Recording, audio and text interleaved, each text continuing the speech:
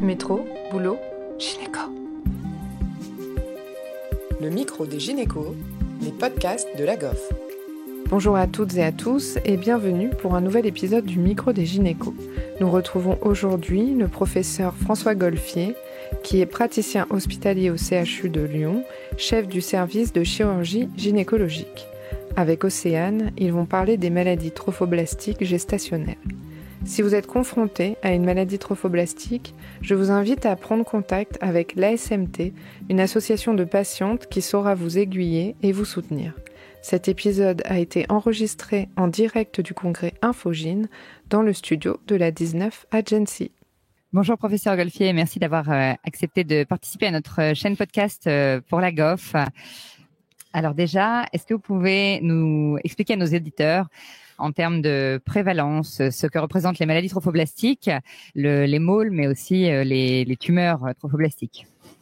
Bonjour, les môles idatiformes, c'est une variété de grossesse un peu bizarrement constituée et caractérisée par une prolifération complètement anormale du trophoblaste. On estime que la prévalence de la môle idatiforme est de l'ordre de 1 pour 1000 grossesses. Ces môles idatiformes, on va y revenir, ont comme complication potentielle de se transformer en tumeur trophoblastique gestationnelle dans les semaines ou dans les mois qui suivent l'évacuation de la môle. Et on sait qu'environ 10 à 15% des môles idatiformes complètes, on va y revenir, peuvent se transformer en tumeur et environ 1% des môles idatiformes partiels se transforment secondairement en tumeur trophoblastique. Et en termes de prise en charge, du coup, pour la môle, qu'est-ce que vous conseillez? Alors, cette môle idatiforme, elle est, comme je l'ai dit, caractérisée par cette prolifération de trophoblastes. Dans la môle complète, il n'y a pas d'embryon, il n'y a que du trophoblaste, donc ça se caractérise à l'échographie par un utérus rempli d'un contenu vacuolaire, tandis que dans la môle partielle, il y a ce même trophoblaste lacunaire, moins proliférant que dans la môle complète, et avec un embryon qui est toujours mal formé.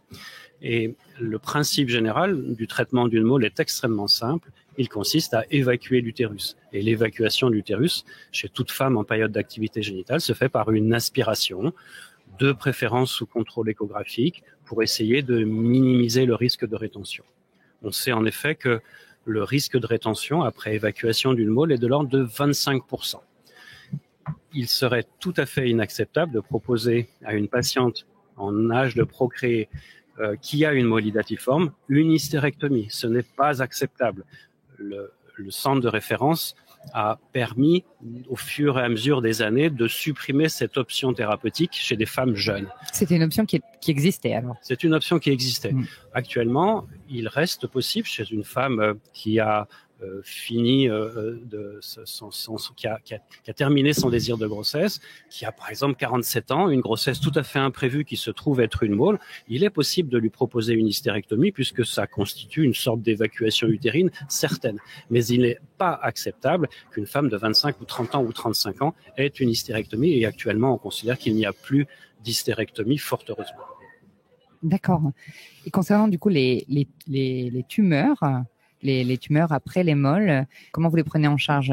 Alors, c'est vraiment une bonne question. Comment est-ce qu'on les prend en charge? On les prend en charge le plus tôt possible, c'est-à-dire au moment où on fait le diagnostic de la tumeur. Et comment fait-on le diagnostic d'une tumeur trophoblastique après une môle? Eh bien, en surveillant les HCG d'une patiente qui a eu l'évacuation de son utérus pour une môle idatiforme. L'aspiration a eu lieu un jour donné. À partir de là, on va surveiller les HCG une fois par semaine pour surveiller leur décroissance progressive jusqu'à leur normalisation. Pour les môles complètes, on les surveille une fois par semaine jusqu'à négativation, puis encore une fois par mois pendant 6 mois, parce qu'on sait que le risque de tumeur existe encore pendant un petit moment. Pour une môle partielle, on surveille les HCG une fois par semaine jusqu'à négativation et on arrête. Donc plus personne n'est suivi de 12 mois maintenant. Exactement. Et comment définit-on une tumeur trophoblastique? Par l'évolution anormale de ces HCG. Au lieu que les HCG après la môle décroissent pour se normaliser, ils vont soit réaugmenter, et on dit qu'il faut au moins 3 dosages d'HCG en augmentation sur 2 semaines. Vous imaginez, la courbe décroît et d'un seul coup, elle se met à remonter. Eh bien, on porte le diagnostic de tumeur lorsqu'il y a 3 HCG en augmentation. Ou, deuxième critère, principale, c'est lorsque les HCG, au lieu de décroître, se mettent en plateau. Et il faut au moins 4 dosages d'HCG consécutifs sur 3 semaines. Et ça suffit pour porter le diagnostic de tumeur trophoblastique. Et vous voyez, c'est un diagnostic, exactement, pas d'anapathe. C'est un diagnostic biologique. Donc, dans l'immense majorité des cas, le diagnostic de tumeur se fait par l'évolution anormale des HCG, sauf certaines tumeurs plus trophoblastiques, plus complexes, plus rares, qui peuvent se révéler par des métastases, par exemple, où un praticien va faire une biopsie d'une métastase et dire « Oh, tiens, c'est une métastase d'une tumeur trophoblastique ». Mais retenons que l'immense majorité du diagnostic de tumeur se fait par l'évolution anormale des HCG. Et ces patients qui sont diagnostiqués sur des métastases, est-ce que de manière générale, c'est des gens qui n'ont pas eu le suivi adéquat des bêta-HCG ou pas forcément? Ça peut être vraiment une survenue à distance après une négativation. Alors, c'est pas très fréquent cette situation, mais on sait que les tumeurs trophoblastiques sont gestationnelles. Ça veut dire qu'elles surviennent obligatoirement après une grossesse. Je vous ai expliqué que l'immense majorité de ces tumeurs surviennent après une mole. Mais il y a une toute petite proportion de ces tumeurs qui surviennent même après une grossesse normale. Vous accouchez, et puis dans les semaines ou courts mois qui suivent, survient une symptomatologie bizarre de dyspnée qui va révéler des métastases pulmonaires. Et on se dit, tiens, c'est étrange, cette dame qui a accouché il y a 3 mois a des métastases pulmonaires. Ou alors des métastases cérébrales, ou alors des métastases hépatiques. Donc c'est pas fréquent, puisqu'on sait que le risque de tumeur après une grossesse normale, il est de 1 pour 40 000 grossesses normales. Mais c'est une variété un petit peu plus agressive de tumeurs.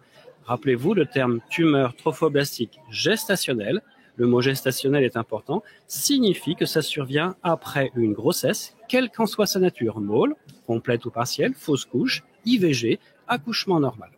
Dans les autres cas, lesquels les plus fréquents, si on suit les bêta-HCG, on a cette stagnation ou réaugmentation. Ensuite, on réalise un prélèvement.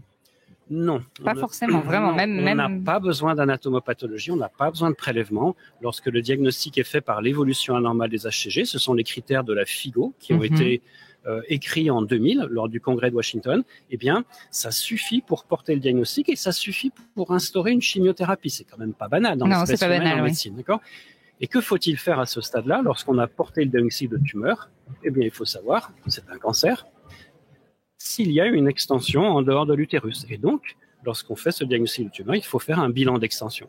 Et ce bilan d'extension comporte de façon caractéristique un scanner thoracique et abdominopelvien, une IRM pelvienne et une IRM cérébrale pour aller chercher les localisations métastatiques des tumeurs trophoblastiques. Et on sait que les tumeurs trophoblastiques métastasent de façon extrêmement fréquente au niveau des poumons.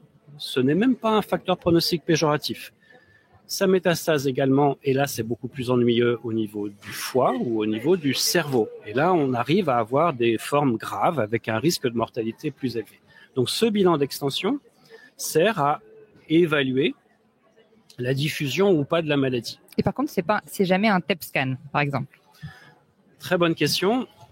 On est très ennuyé avec le TEP scan parce qu'on sait qu'il y a pas mal de faux positifs et de faux négatifs. Donc, on ne fait pas un PET scan dans le bilan d'extension d'une tumeur trophoblastique. On le réserve dans certaines situations, mais actuellement, ce n'est pas clair, mais ce ne fait pas partie du bilan d'extension. Notre objectif avec le bilan d'extension, c'est par l'imagerie standard, je vous l'ai dit, scanner thoracique, abdominal, IRM pelvienne et cérébrale, c'est de rechercher les localisations.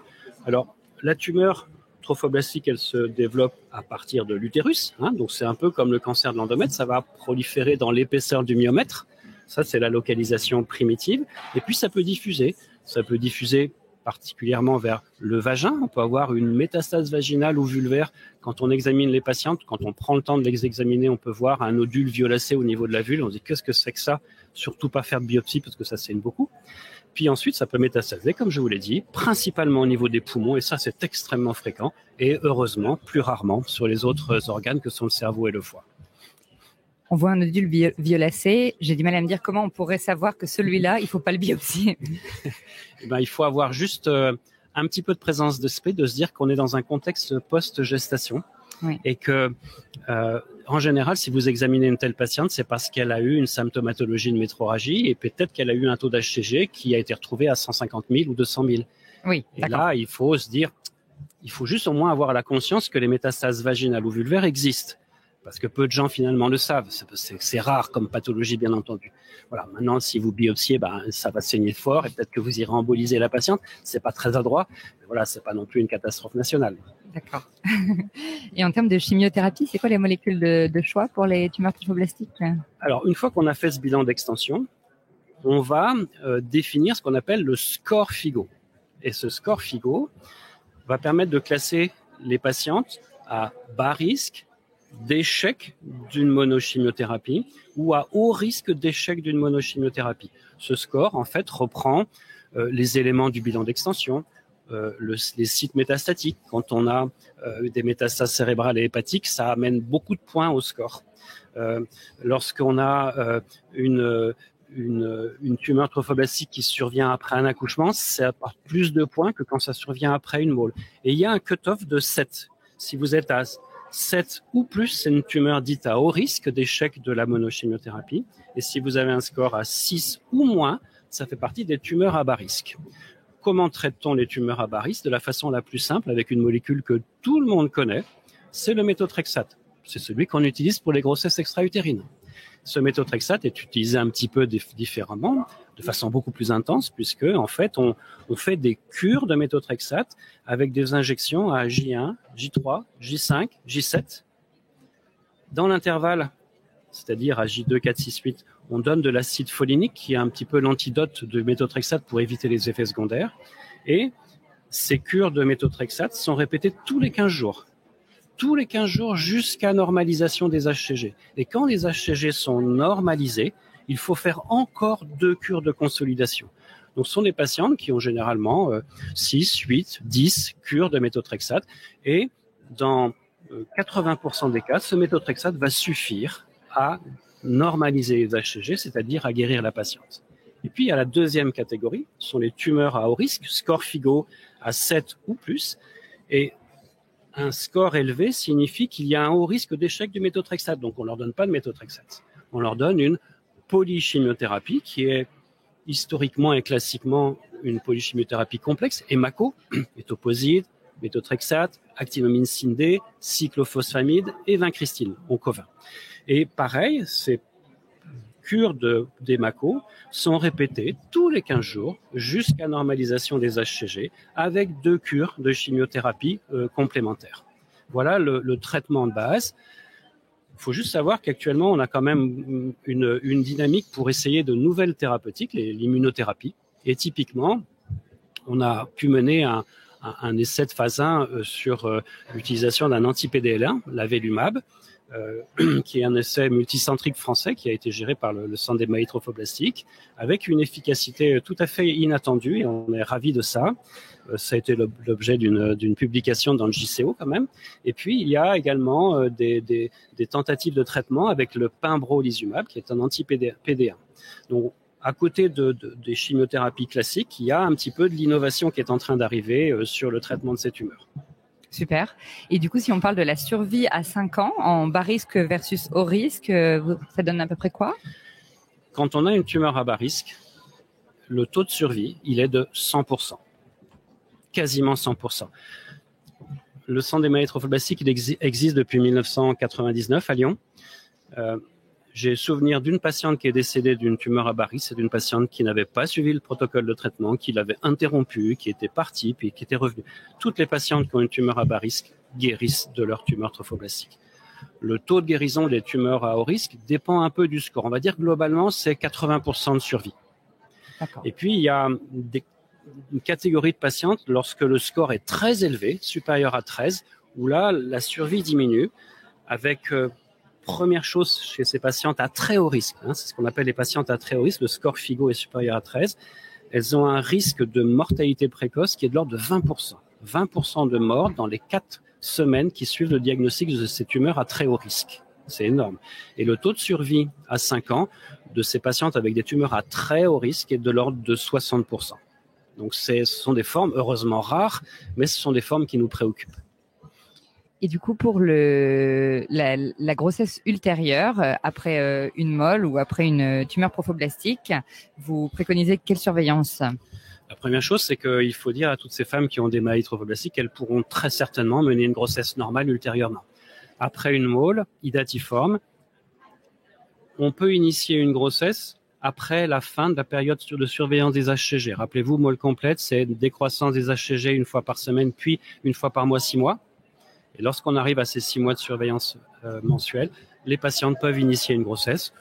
Il n'y a pas de complications spécifiques des grossesses ultérieures. Après les môles partielles, rappelez-vous, c'est surveillance de la décroissance une fois par semaine jusqu'à normalisation, et on arrête, et la patiente peut initier une grossesse.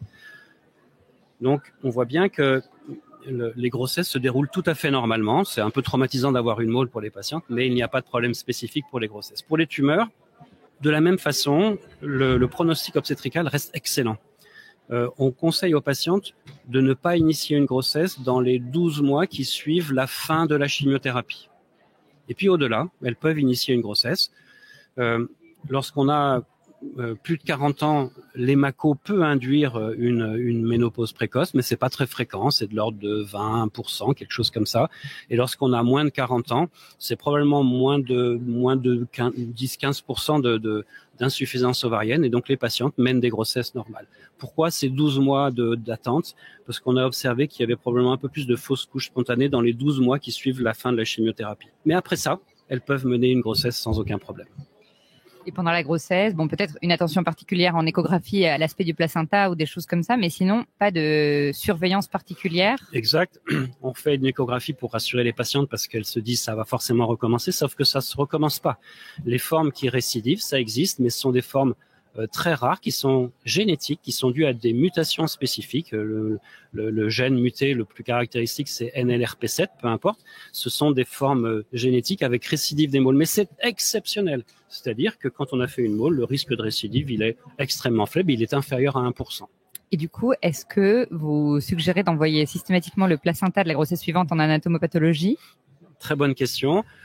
On le recommande, effectivement, de faire un examen macroscopique du placenta, parce que parfois, exceptionnellement, on pourrait trouver dans le placenta un choriocarcinome. Macroscopique, donc par l'accoucheur, par exemple. Par exemple, si on peut avoir un œil très attentif, on peut dire, tiens, il y a une petite masse bizarre dans le placenta, et ça pourrait être un choriocarcinome, puisqu'on n'a pas parlé des formes histologiques, mais dans les tumeurs, il y a principalement les môles invasives, c'est la môle qui va grignoter le myomètre, et puis il y a les choriocarcinomes qui sont beaucoup plus agressifs et qui donnent beaucoup plus de métastases.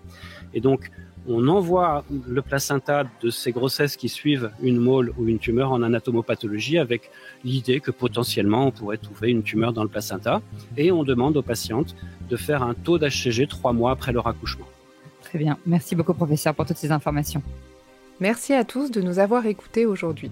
Rendez-vous la semaine prochaine pour un nouvel épisode.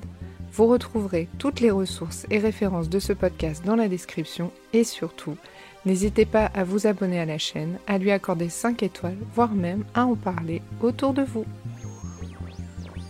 Métro, boulot, gynéco.